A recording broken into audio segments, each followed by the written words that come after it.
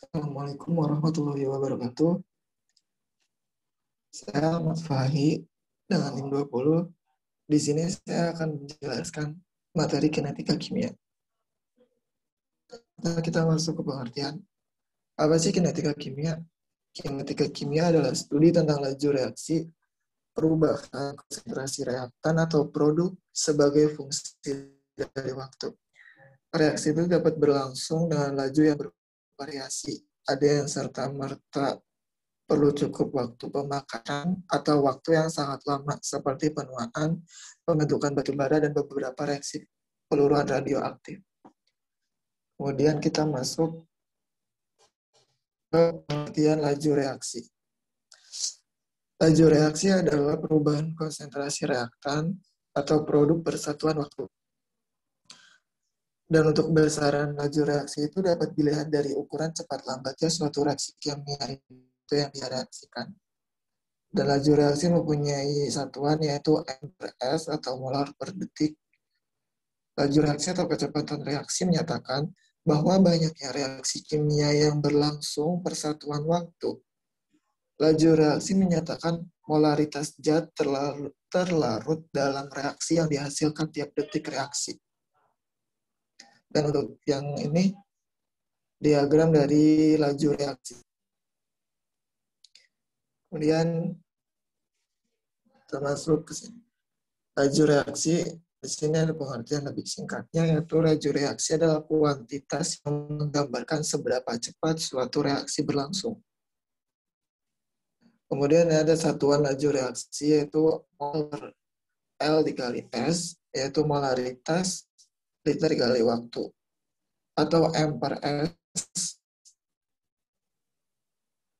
atau juga M dikali S pangkat minus 1.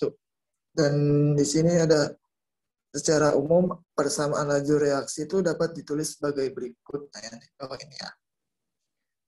Nah, buat yang A, B ini zat yang direaksikan gitu.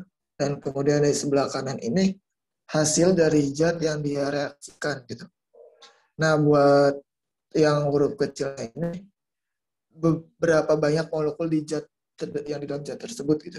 Kayak contohnya 3H itu berarti 3 molekul hidrogen. Kita lanjut. Nah, di sini ada contohnya kayak sama yang kayak tadi.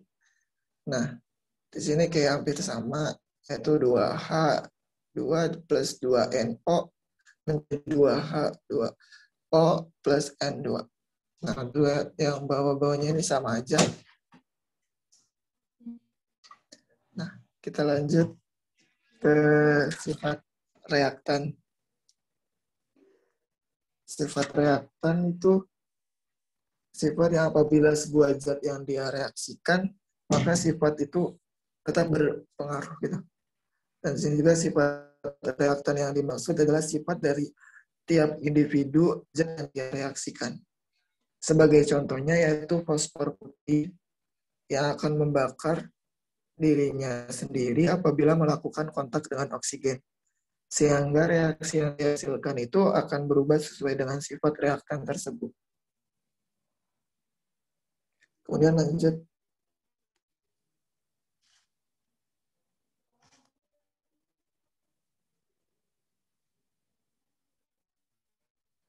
Ada hukum laju reaksi. Hukum laju reaksi. Dalam suatu persamaan laju reaksi itu, harga konstanta laju reaksi biasa dinotasikan dengan huruf K, yaitu merupakan suatu konstanta yang nilainya itu tetap gitu. Tetapi selama temperatur reaksi dipertahankan kayak nilainya itu 0 gitu. Dan untuk itu sebagai order reaksi merupakan harga eksperimen. Dan di sini ada yang lebih lengkapnya, yaitu laju reaksi ditulis dengan rumus, yaitu R sama dengan K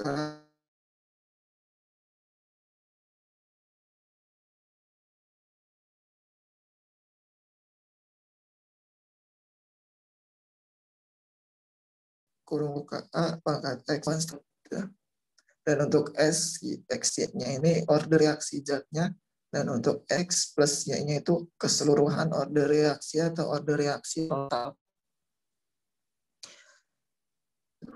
Dan di sini ada menentukan kesamaan laju reaksi. Contoh, dilakukan percobaan dengan reaksi A plus B menjadi C, sehingga didapatkan data percobaan di bawah ini. Tentukan order reaksi juga bersama laju reaksinya. Nah, di sini ada percobaan 1, percobaan 2, dan percobaan 3. Percobaan 1 dengan A 0,020 M, dan percobaan kedua dengan 0,020 M, dan percobaan ketiga yaitu 0,040 M. Kemudian buat yang B-nya percobaan 1 0,020 M, yang kedua itu 0,040 M, dan yang ketiga itu 0,020 M. Nah, sehingga kita dapat laju awalnya itu, nah ini.